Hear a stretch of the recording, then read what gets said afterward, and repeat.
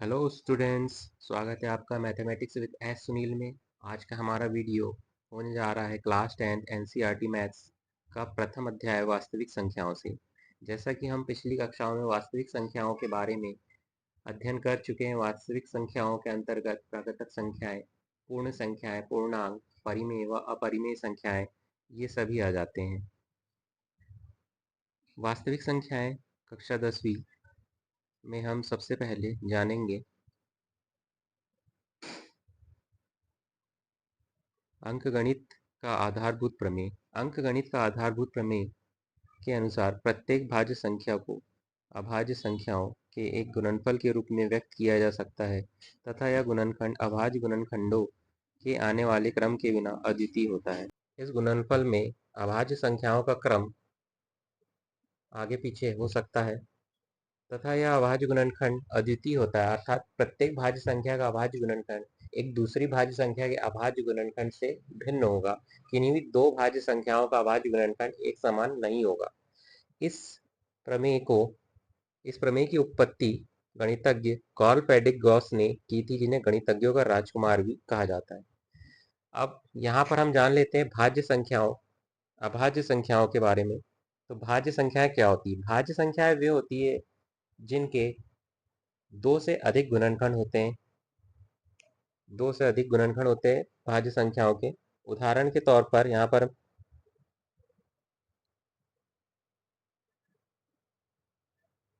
उदाहरण के लिए हम यहाँ पर लिखते हैं कि संख्या 4 के गुणनखंड, यहाँ पर 4 का गुणनखंड हुआ 1, 2 व स्वयं 4।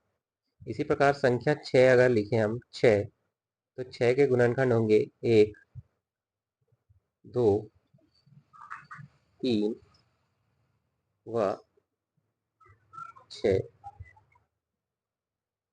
इस प्रकार हम देख रहे हैं यहाँ पर कि संख्या 4 के यहाँ पर 1, 2, 4 3 गुणनखंड है। संख्या 6 के 1, 2, 3, 6, यहाँ पर हमें 4 गुणनखंड प्राप्त हो रहे हैं।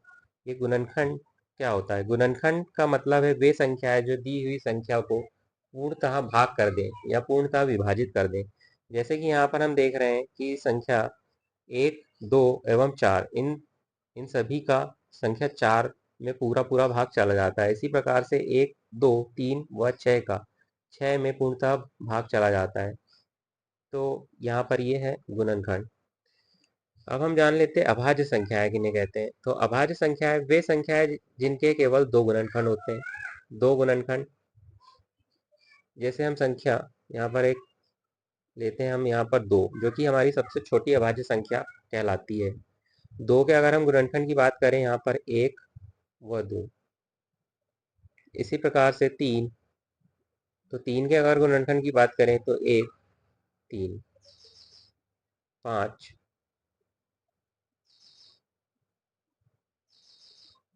5 के गुणनखंड 1 व 5। इस प्रकार से जो हमारी अभाज्य संख्याएं होती है वे केवल एक व स्वयं से ही पूर्ण विभाजित होती है।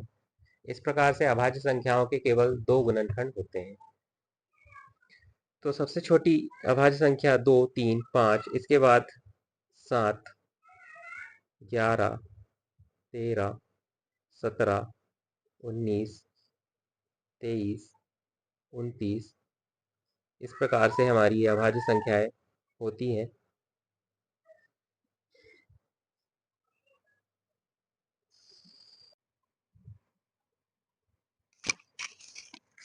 एक प्राकृतिक संख्या का अभाज्य गुणनखंड उसके गुणनखंडों के क्रम को छोड़ते हुए अद्वितीय होता है। यही है हमारा अंकगणित का आधारभूत प्रमेय, जो कि कई बार वस्तुनिष्ठ प्रश्न के रूप में हमारे प्रश्न पत्र में पूछा जाता है। अब हम आते हैं हमारी प्रश्नावली 1.1 पर, जिसमें हमें सबसे पहले सीखना है भाज्य संख्याओं का अभाज्य गुणनखंड। तो भाज्य संख्याओं का अभाज्य गुणनखंड किस प्रकार से किया जाता है? हमारे पास यहाँ प्रश्नावली 1.1 का पहला क्वेश्चन है, 140 का अभाज्य गुणनखंड हमें करना है। तो 140 का अभाज्य गुणनखंड यहाँ पर हम करने जा रहे हैं। यहाँ पर हम अभाज्य गुणनखंड करने के लिए अभाज्य संख्याओं का उपयोग करते हैं। सबसे छोटी अभाज्य संख्या यहाँ पर 2।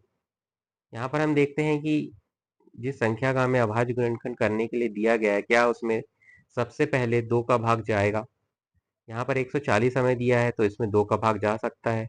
14, 14 में 2 का भाग करेंगे 7 बार, और शून्य, तो शून्य में 0 बार।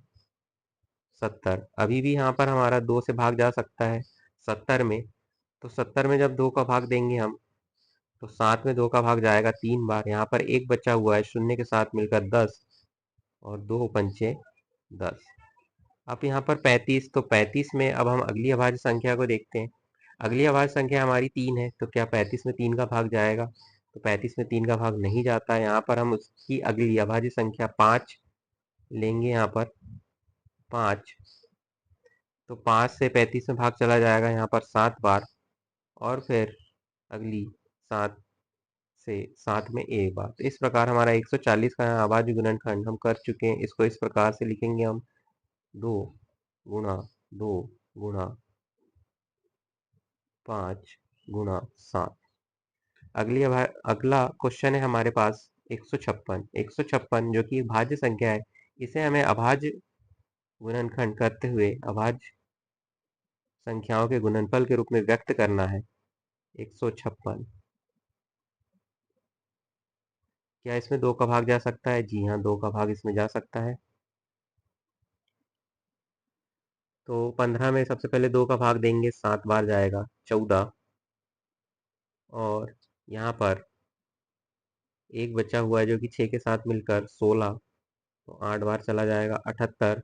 पुनः यहाँ 2 का भाग, तो 7 में 2 का भाग 3 बार, एक बचा हुआ है 18, 9 बार।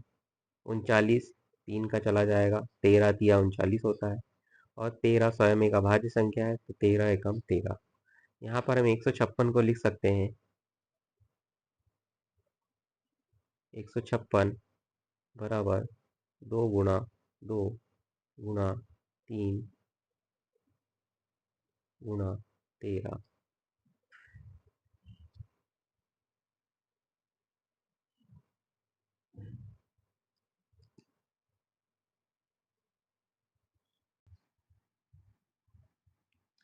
चलिए हल करते हैं हमारा अगला क्वेश्चन।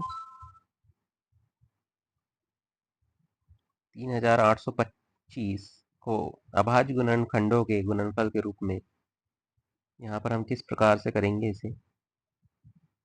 हमारा तीसरा क्वेश्चन,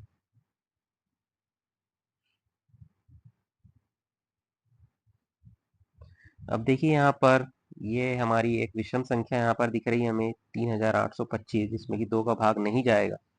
अब इसमें 3 का भाग जाएगा कि नहीं, इसे देखने के लिए हम इस संख्या के सभी अंकों को जोड़ लेते हैं। यहाँ पर 3 धन 8 11, 11 धन 2 13, 13 5 18। अब देखिए यहाँ पर 18, 18 में हमारा 3 का भाग जाता है। जी हाँ, चला जाता है। तो 3825 में भी यहाँ पर 3 से भाग जाएगा, तो हम यहाँ पर 3 ले लेते हैं। तो 3 एकम 3, 8 में 2 बार, 3 दूनी 6, यहाँ से 2 बचा हुआ है, 2 के साथ 2 मिलकर 22, तो 3 साते 21, यहाँ से 1 बचा हुआ है, 5 के साथ मिलकर 15, तो 3 पंचे 15। अब पुनः जाएगा क्या, फिर से देख लेते हैं। 1 धन 2 3, 3 धन 7 10, 10 धन 5 15, 15, तो 3 से अभी भी जाएगा। तो 3 चौके 12, 3 दूनी 6, यहाँ से 1 बचा है 15, 3 पंचे 15। अब पुनः जाएगा क्या, 4 धन 2 6 5 11, तो 11 में 3 का भाग नहीं जाता है, मतलब यहाँ पर 425 में 3 का भाग नहीं जाएगा। अगली अभाज्य संख्या ले लेते हैं हम 5, तो 5 से यहाँ पर जा सकता है 42। 42 के लिए हम यहाँ पर 5 का पहाड़ा 8 बार, तो 40, 5 8 40, यहाँ से 2 बचा हुआ है, और 5 के साथ मिलकर 25, तो 5 पंचे 25। अब पुनः यहाँ पर 5, तो 17 पंचे 85 होता है, और यहाँ पर 17 1। इस प्रकार से 3825 को हम यहाँ पर लिख सकते हैं 3 गुणा 5 गुणा 5 गुणा 17। इसे हम इस प्रकार से भी लिख सकते हैं, यहाँ पर 3 की घात 2 गुणा 5 की घात 2 गुणा 17। अगला क्वेश्चन यहाँ पर हम हल करते हैं।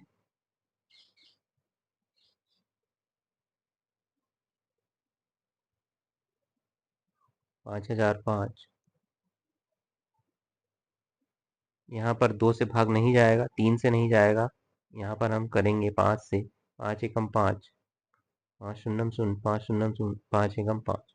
अब देखिए यहाँ पर 5 से भाग नहीं जाएगा, यहाँ पर हम भाग करेंगे इसे 7 से, तो 10 में 7 का भाग जाएगा एक बार, यहाँ से 3 बचा हुआ है, शून्य के साथ मिलकर 30, 7 चौके 28, यहाँ से 2 बचा, एक के साथ मिलकर 21, तो 7 तिया 21।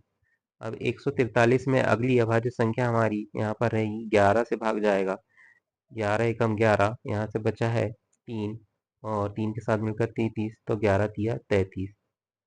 अब ये 13, तो 13 एकम 13।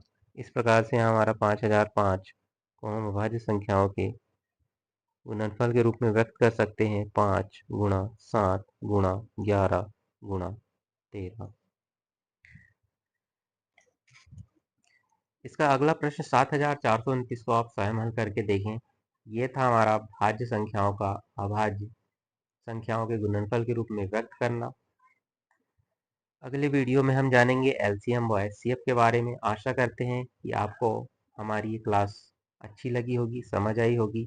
अगर अच्छी लगी तो इस वीडियो को अधिक से अधिक अपने फ्रेंड्स ग्रुप में शेयर करें एवं चैनल को सब्सक्राइब करें। मिलते हैं अगले वीडियो में, तब तक अपना बहुत ख्याल रखें। धन्यवाद।